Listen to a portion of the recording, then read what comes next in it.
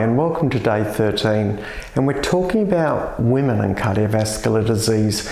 Look, historically we haven't spoken about women as much when it comes to cardiovascular disease because over the last few decades, particularly around the 40s and 50s, when there was really an impetus to start to learn more about coronary artery disease, it was men in their mid-40s, early 50s that were really driving the awareness. It was Dwight Eisenhower, in fact, having an event that kicked off a whole cavalcade of further research. So we started thinking about men because their lives were being taken early, and we know that women tend to follow men by about 10 years when it comes to cardiovascular disease. That's just genetic makeup. Interestingly, it's the reverse with osteoporosis.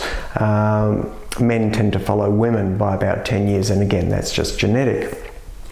The important thing though is as our population ages, this means that women who historically we haven't thought about as being the targets of cardiac disease are, because of age, starting to catch up. This is super important. Women do have raised cholesterols. Women can have high blood pressure and bad family history.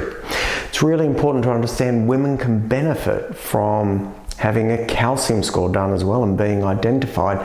And we also know that women sometimes have slightly different symptoms when it comes to men. They're not as dramatic in the chest pain that they report. A really important fact is that coronary artery disease kills more women than all cancers combined numerically. This is staggering, and it really is important that we shout this out and become aware of it.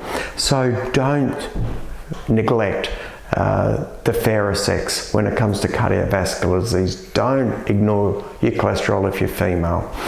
Get it checked out. Deal with the things that we've talked about through this challenge and make sure you're not one of those statistics. I'm wrapping up tomorrow. Thank you so much for hanging in this long. I hope you live as well as possible for as long as possible. Take care and bye for now.